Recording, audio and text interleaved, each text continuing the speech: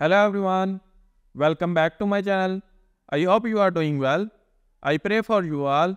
God give you a long life and you live always happily there. Please like and share this video and also subscribe my YouTube channel. I have a request to you all. Watch this video till end for supporting me. So let's start with the information. These are some updates on Dinar. Before starting the video, I have to tell you something. Go to google.com and search dinaropinions.com and open this site. Here you can see the latest news, Dinar opinions, and Dinar Guru updates on a single page. So visit this site for more information. Article: Planning announces completion of 5-year development plan from current year until 2028. What does this need? Funding. It needs budget monies. When you see a law of this caliber come forward, because this is the backbone to everything that's going to happen. This is the development plan for 5 years, that's waiting for the rate to change. Budgets to be approved. This is telling you everything right here. This is your timing indicator to everything, the budget, the rate change. When they're going to open up to the international world. This tells you the timing to everything you need to know. Iraq did not follow Kuwait's revalue path.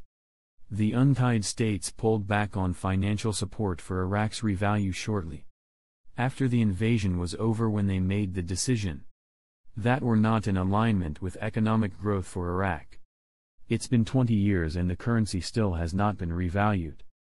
We are learning more about why, including issues like the IMF will not support a currency adjustment until the country has more income streams outside the oil industry. Implementing banking reform that ties into international banking standards. And providing housing for the hundreds of thousands of people who have been misplaced due to decades of war, not to mention corruption. Community comment: if you have the old note with all the zeros on them, the Iraqi bank is obligated to give you the rate that's on their screen. They're not obligated to do crap. Once this change, redenomination, takes place, then it doesn't make a difference if you have dinar in country or out of country. They have already told the world they're removing the zeros off of the dinar. So even if you have the old bank notes, they already know that a 1,000 dinar is equivalent to one new Iraqi dinar. Just because you have it outside of Iraq, you're not going to get special privileges. They automatically do the conversion for you. There is a constant vigil for the dinar rate change. They are working throughout the night. Article: 15 trillion dinars raises controversy in the budget. Parliament tried to add 15 trillion dinars to the budget so they can steal IT, but Sadani stopped it. To understand this new strategy, let's start with some background on the U.S. Federal Reserve and its role in global finance.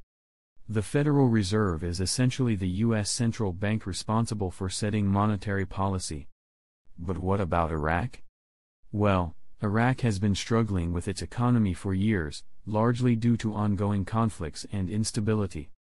And while the U.S. has been supportive, the patience of the Federal Reserve seems to be wearing thin. Now let's break down what that quote means.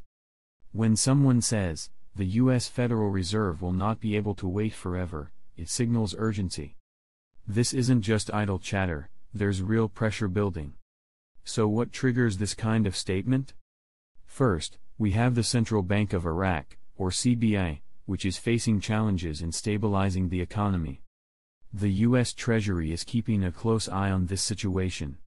The dynamics between the CBI and the U.S. Treasury are critical. If the Fed feels like progress isn't being made, it may step in with serious measures. What kind of measures are we talking about?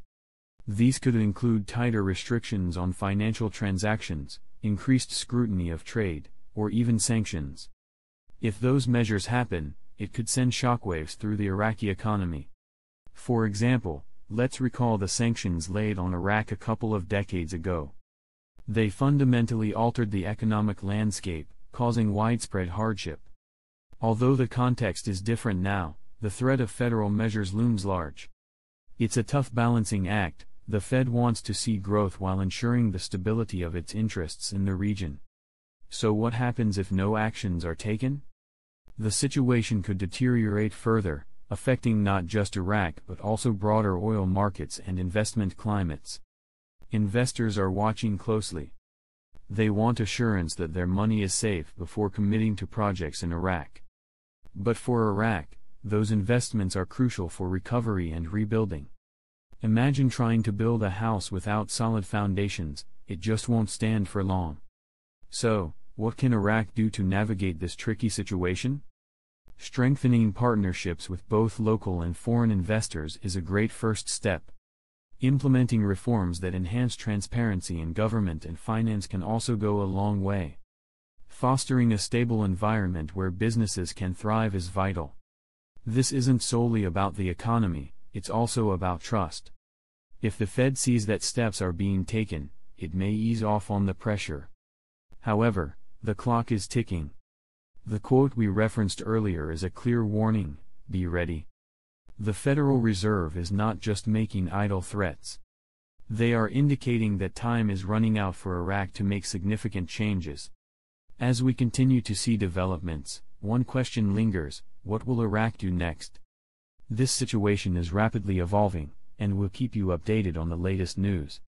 So, what do you think about the Federal Reserve's stance on Iraq?